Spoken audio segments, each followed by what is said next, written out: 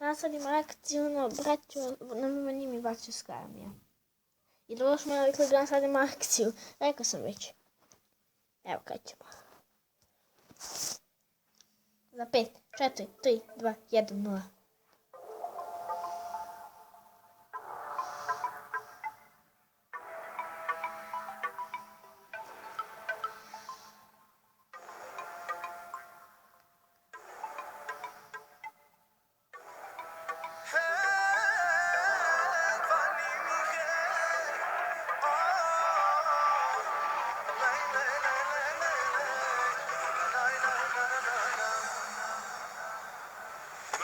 Hiljada, voli me milion, polako sada idemo, bit će nas i bilion. Mrzi me hiljada, a zaboli me jetra, bitno je da mene voli moja mala Petra. Kažu kod Petri da spomenem i Mariju, hello dear, tell me baby, how do you do? Engleski mi možda i nije jača strana, al tu kada ti nisi ona mala sa Balkana. Dance like nobody's watching.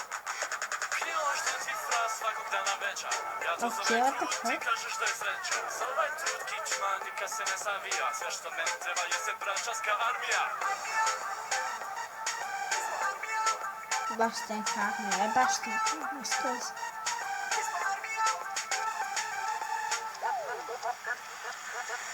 Braćanska armija, ove riječi prati, Hitler koji sluša ovo ne može da shvati. Braćanska armija, uvijek tu kad treba, Hitler sada gleda kako dižu ga do neba.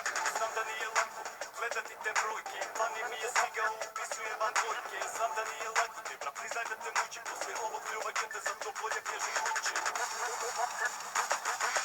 Kako si blogeru prodata dušo, neki youtuber koga si slušao, zašto bi sebi ispisao nalog, a dobit ćeš nalog da probaš moj nalog. A šta je neki youtuber, puse ti manipulacija po Instagramu, ko fulga vraća, svinja ga bila da aktivirala. A džaba ti tu kad ti ništa načitala, karijera prodana dušo, gdje ti je Marija sad, where is she? Reci mi Petra Ljubičice, lažiš na svog prančalu? A zna se ko je najjača familija na Balkanu, jel tako?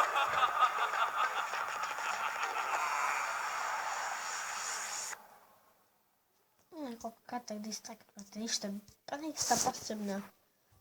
Ok, cool je, ali what the fuck, vadi sam ušao be.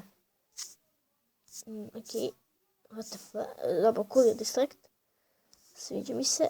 I to je to od ovog klipa, ako vam se svidio, ostavite like, znam da je bio baš kratak, 2 minuta i 45 sekundi.